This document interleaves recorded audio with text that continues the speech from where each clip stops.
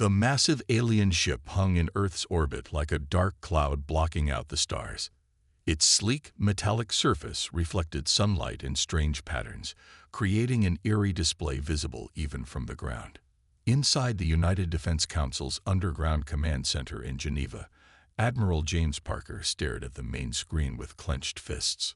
"Play the message again," he ordered, his voice steady despite the tension in the room. The holographic display flickered to life, showing the alien High Counselor Marcus. The being's tall, graceful form and silver skin might have been beautiful, if not for the cold contempt in its glowing eyes. "People of Earth," the alien's voice boomed through the speakers. "The Galactic Council has watched your development with growing concern. Your species advances too quickly, too recklessly. Your history is filled with war and destruction. We cannot risk allowing such a volatile race to join the galactic community." The Admiral's jaw tightened as the message continued. "You have 2 of your Earth days to submit to Council authority. We will install a governing body to guide your development along acceptable paths. Refuse, and we will be forced to take more decisive action." "Can we fight them?" General Wilson asked, breaking the heavy silence that followed. Dr. Anna Miller, head of Earth's Secret Weapons Division, spoke up from her seat at the conference table.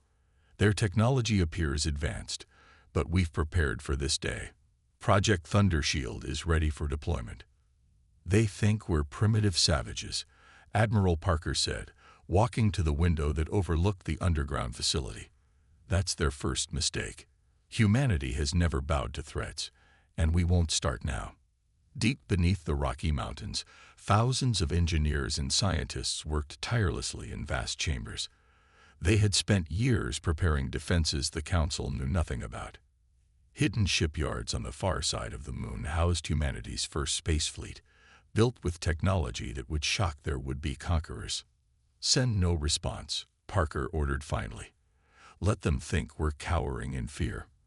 When they make their move, we'll show them exactly how primitive we are." Dr. Miller nodded in agreement. "The quantum shields are fully operational. Every major city and military installation is protected. They won't expect any resistance at all." As the hours ticked by, more Council ships arrived, taking position around Earth. Their crews watched the planet with growing unease. Why weren't the humans begging for mercy? Why weren't they trying to negotiate? The silence was unnerving. In orbit, Commander Thex of the Council fleet grew increasingly frustrated. "These humans are either foolish or insane," he told his bridge crew. "No species has ever dared to ignore a Council ultimatum." Little did he know, Earth's apparent inaction masked intense preparation. As the deadline approached, Admiral Parker addressed the world's combined military forces. "For centuries, humanity dreamed of reaching the stars. Now the stars have come to us, not in peace, but with demands and threats.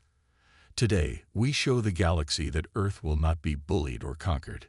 Today, we fight for our freedom."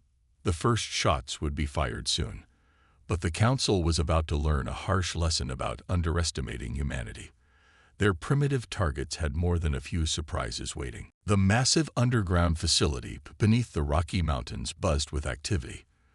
Dr. Miller walked through the quantum shield testing chamber, her footsteps echoing off the steel walls.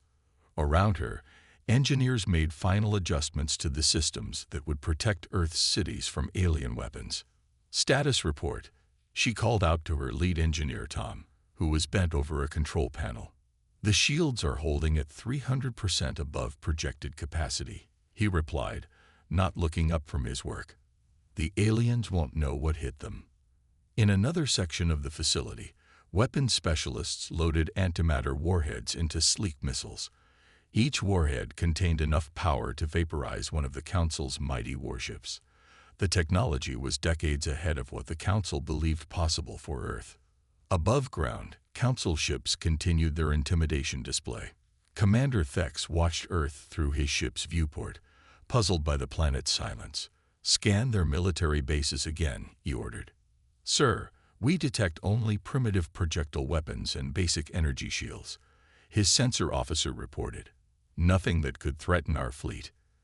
Thex smiled, satisfied with their apparent superiority. The scans couldn't penetrate the quantum-masked facilities deep underground or detect the hidden fleet on the moon's dark side. Admiral Parker stood in the Lunar Command Center, watching Earth's first space fleet prepare for battle. 50 ships, each armed with technology that would shock the Council. Their hulls incorporated metamaterials that made them nearly invisible to standard sensors. Status of the lunar fleet, Parker asked through his secure comlink. All ships report ready, Admiral, came the response. Crews are in position. Weapons are hot. Back on Earth, Dr. Miller received an urgent alert. The Council ships were powering up their weapons. She rushed to the main control room, where massive screens showed the alien fleet's movement. They're getting impatient, she told her team. Activate the planetary shield grid, but keep it powered down. Let them think their first shots are hitting defenseless targets. Throughout the hidden facilities, humanity's defenders waited. Years of preparation would soon be put to the test. The Council believed they faced a primitive species barely capable of spaceflight. Instead, they would encounter a civilization that had quietly leaped centuries ahead in defensive and weapons technology. Remember, Dr. Miller addressed her staff, we only get one chance to surprise them. When the shields go up, they need to work perfectly. In orbit, Commander Thex gave the order to begin the warning strike. His ship's weapons charge, ready to demonstrate the Council's power. He expected Earth's leaders to surrender at the first show of force. The countdown began. In bunkers and command centers across the planet, humans waited silently. The Council would fire their weapons, expecting to destroy Earth's primitive defenses easily. Their overconfidence would be their undoing. Dr. Miller watched the final seconds tick away. Let them fire first, she whispered. Then we'll show them what humanity is really capable of. Commander Thex gave the order with absolute confidence. Fire all weapons. Let's show these primitives the power of the Council. Brilliant beams of energy erupted from the alien fleet, streaking toward Earth's major military bases. The sensors on Thex's flagship showed no significant defensive measures. This would be an easy victory, or so he thought. Just as the energy beams were about to hit their targets, the quantum shields flickered to life. The alien weapons splashed harmlessly against the protective barriers, creating spectacular light shows, but causing zero damage. In the underground command center, Dr. Miller allowed herself a small smile. Shields holding at 95% capacity. Their weapons aren't even making a dent. Commander Thex stared at his display in disbelief. Impossible. Increase power to maximum. Their shields should have crumbled instantly. The Council ships fired again, this time at full power. The results were the same. Earth's defenses stood firm, the quantum shields absorbing or deflecting everything thrown at them. Admiral Parker watched from the lunar base as confusion spread through the alien fleet. They're bunching up, he noted. They're scared and making tactical mistakes. Prepare the counterattack. In orbit, Thex's crew was panicking. Sir, we're detecting energy signatures unlike anything in our database, his science officer reported. These aren't primitive defenses. This is technology we've never seen before. Before Thex could respond, the first wave of Earth's hidden defensive grid activated. Automated platforms, invisible until now, appeared throughout Earth's orbit. They fired precision antimatter bursts at the clustered Council ships. The results were devastating. 3 Council warships vanished in brilliant explosions before they could even raise their shields. The others scattered in panic, their formation broken. How is this possible? Thex shouted as his ship rocked from a near miss. Their weapons, they're cutting through our shields like they don't exist. Dr. Miller's voice came over all Earth frequencies. The quantum shield grid is fully operational. All defensive platforms reporting successful hits. Enemy fleet is in disarray. In the chaos, more Council ships fell to Earth's defenses. Their supposedly superior technology proved useless against weapons they'd never encountered. Humanity's primitive defenses were systematically destroying the invasion force. Sir, Thex's second-in-command reported, voice shaking, We've lost contact with a third of the fleet. Their weapons, it's like they're using focused points of antimatter. Our shields weren't designed to stop this." Admiral Parker watched the battle unfold with grim satisfaction. "Send the message to all Council ships," he ordered. "Tell them exactly who they're dealing with." The transmission went out to every surviving alien vessel. "This is Admiral James Parker of Earth's Defense Force. Your warning attack has failed. Your ships are being destroyed. Withdraw now, or face total annihilation. Earth is not your prey. We are your worst nightmare." Thex stared at the message in shock as another explosion lit up space nearby. Everything they'd believed about Earth was wrong. They hadn't come to subdue a primitive species. They'd walked straight into a trap. "All ships, emergency retreat," he finally ordered. "Fall back beyond the moon's orbit.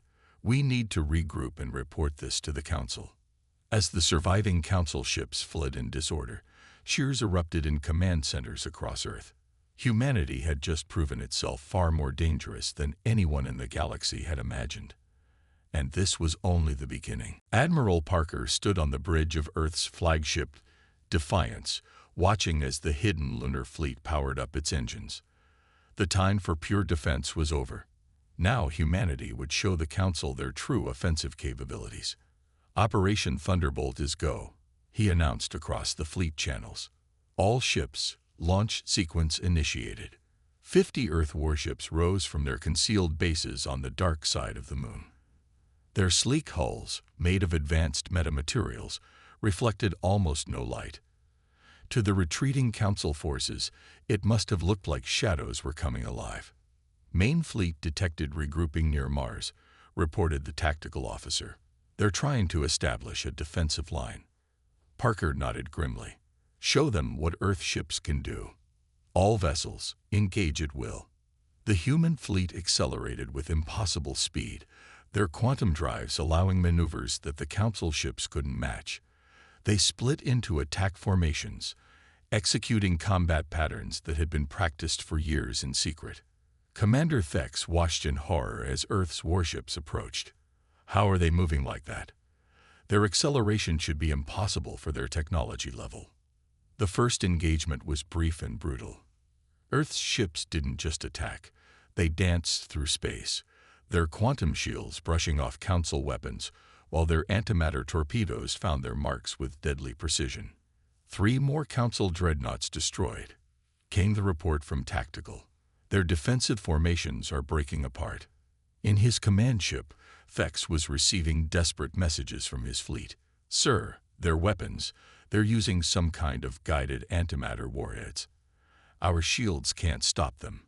Dr. Miller monitored the battle from Earth, coordinating with the fleet's tactical systems. "Admiral, the quantum tracking is working perfectly. Their evasive maneuvers are useless against our targeting systems." The space around Mars lit up with explosions as more Council ships fell to Earth's advanced weapons. The aliens had expected to face primitive vessels with basic weapons. Instead, they found themselves hopelessly outmatched. "Push them back past the asteroid belt," Parker ordered. "Let's show them they have no place in our solar system."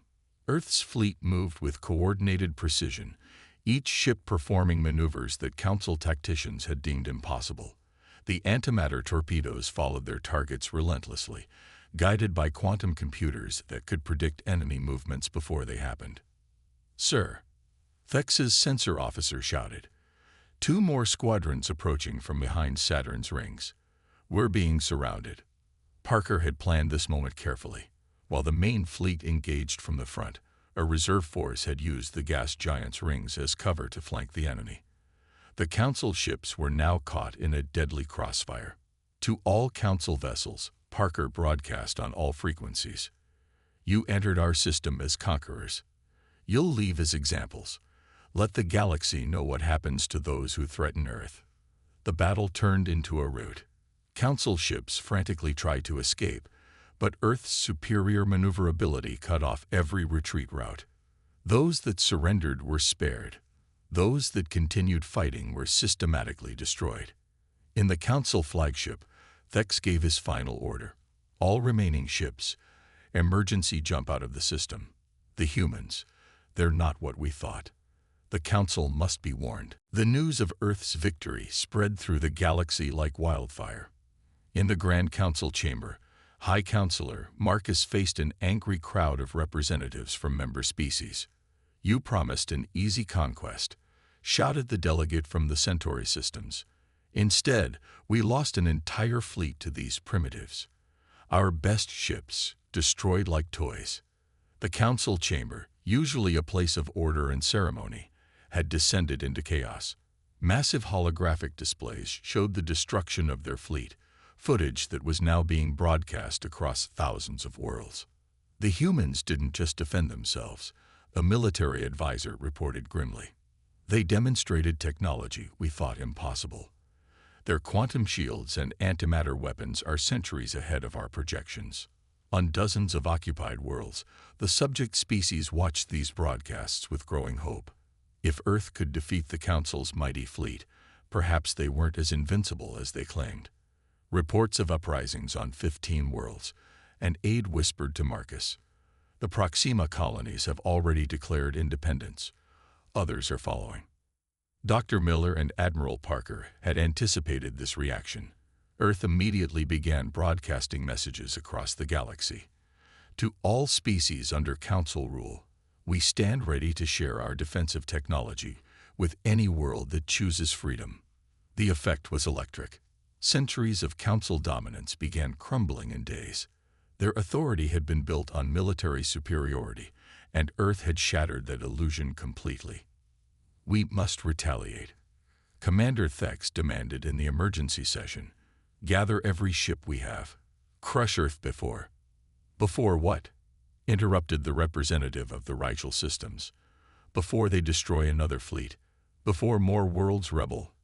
Your warmongering led us to this disaster." In remote star systems, long-suppressed resistance movements sprang to life.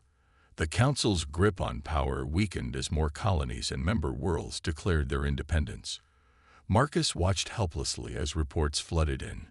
The Arcturus Federation had broken away. The Vega Alliance declared neutrality. Even loyal member worlds were demanding reforms and autonomy. Earth's victory wasn't just military, reported the Council's chief analyst. "They proved our entire system of governance is built on lies. We claimed superiority, but they surpassed us in secret. We promised protection, but they protected themselves better than we ever could." Admiral Parker received constant updates about the political chaos spreading through Council space.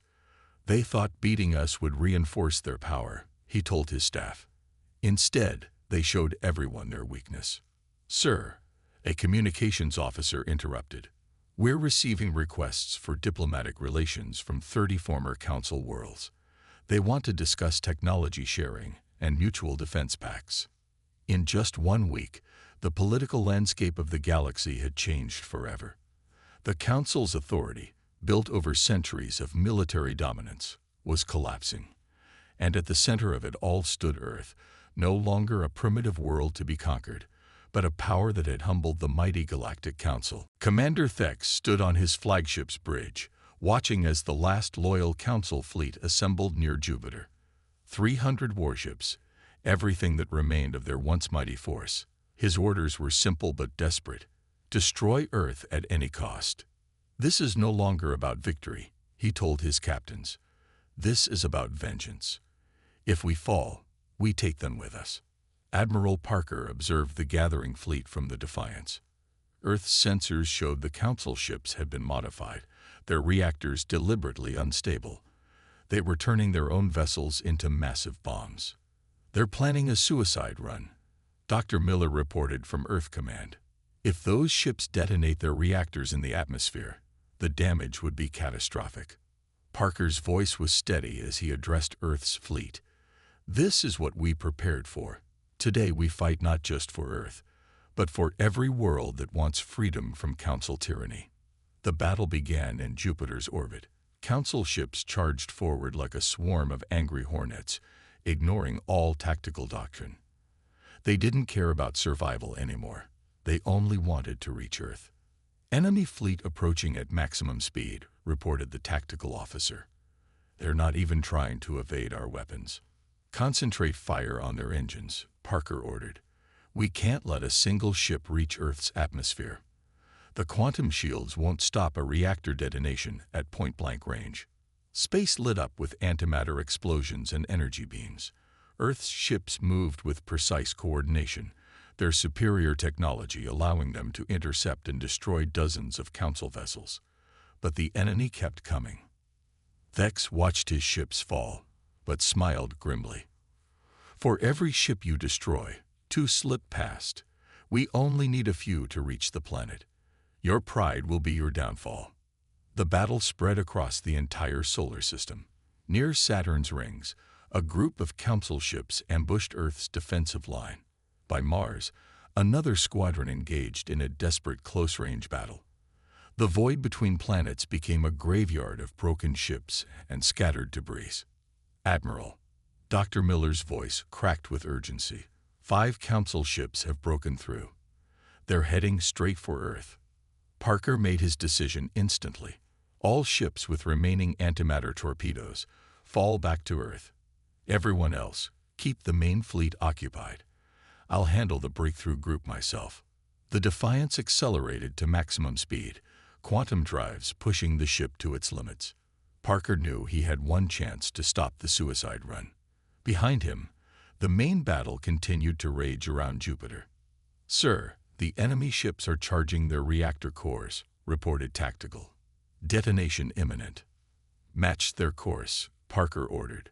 Prepare to fire all remaining torpedoes. We'll only get one shot at this. The space between Earth and the Moon became the site of the final confrontation. 5 Council ships, their reactors ready to explode, against Earth's flagship and its escort vessels. Thex's voice came over the command channel. You can't stop all of us, Admiral. Your world will burn for what it did to the Council. You're wrong, Parker replied calmly. Earth will show the galaxy a better way. Fire all torpedoes. The Defiance's weapons launched in a synchronized pattern. The quantum-guided antimatter warheads tracked their targets with deadly precision. 4 of the Council ships erupted in massive explosions, but one remained, Thex's flagship, on a direct course for Earth's atmosphere. Auxiliary power to engines, Parker commanded. Prepare for ramming speed. The Defiance shot forward like a bullet, its quantum shields glowing as it intercepted the last Council ship. The impact was tremendous, knocking both vessels off course. As they tumbled through space, Parker gave his final order. Fire point blank. Everything we have left.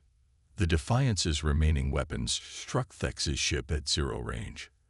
The Council vessel's reactor explosion was contained in space, far from Earth's atmosphere. The blast damaged the Defiance severely, but Earth was safe. As rescue ships approached the battered flagship, Parker watched the last pieces of the Council fleet retreat into deep space. The final battle was over. Earth had survived, and more importantly, had shown the galaxy that even the mightiest powers could fall when they chose tyranny over justice. 3 months after the final battle, representatives from 100 worlds gathered in the newly constructed Galactic Assembly on Earth. The Grand Chamber, built with a blend of Earth and alien architecture, symbolized the dawn of a new era. Admiral Parker, still recovering from injuries sustained in the final battle, addressed the gathered species. We stand here not as conquerors, but as equals. Earth fought not just for itself, but for every world that yearned for freedom. Dr. Miller presented Earth's gift to the Assembly, blueprints for quantum shield technology and defensive systems. These defenses belong to all free worlds, she declared. Never again will any species face extinction for refusing to submit to tyranny. The former Council worlds were rebuilding. Without the oppressive central authority, new alliances formed based on mutual respect and cooperation. Trade routes opened. Cultural exchanges flourished. Species that had been enemies under Council rule discovered they had more in common than they thought. The galaxy believed strength came from dominance, Parker told the Assembly. Earth proved it comes from innovation and determination, but most importantly from working together. News arrived daily of positive changes across the galaxy. The Proxima colonies established their first democratic government. The Arcturus Federation opened its borders for free trade. Even former Council military officers, like Commander Thex, who had survived the final battle, helped establish a new peacekeeping force. Thex, now working with Earth's defense forces, addressed his former enemies. "I was wrong about humans. They could have dominated the galaxy with their technology. Instead, they chose to share it, to protect others. That is true strength." Dr. Miller's research facilities became learning centers for scientists from across the galaxy. "Every species has something to teach," she explained to her diverse students. The Council's mistake was believing advancement only came from the top down. The former High Counselor, Marcus, stood trial for war crimes. His testimony revealed centuries of suppressed innovation and engineered conflicts, all designed to keep the Council in power. The truth only strengthened the resolve of free worlds to build something better. Earth's ships no longer patrolled alone. Mixed species crews became common, combining different perspectives and abilities. The same quantum shields that had protected Earth now defended dozens of worlds, while military technology was strictly controlled to prevent future arms races. "We're building something unprecedented," Parker told the Assembly's closing session. "Not an empire or a council, but a true federation of equals. Every world free to develop, to trade, to grow, but united in defending that freedom for all." As the first year of the new era ended, the galaxy had transformed. The Assembly Hall stood as a testament to cooperation, its doors open to any species seeking membership. Earth had become not just a symbol of resistance, but of hope. The Council thought they were coming to tame a primitive world, Dr. Miller reflected in the Assembly's final session. Instead, they awakened a force for change. But Earth's greatest victory wasn't defeating the Council. It was showing the galaxy a better way forward. The story of Earth's retaliation became legend, taught on 1,000 worlds. Not because of the battles won, but because of what came after. A galaxy where strength meant lifting others up, not holding them down. The primitive world that could have become a conqueror had chosen to become something far more powerful, a friend to all who sought freedom.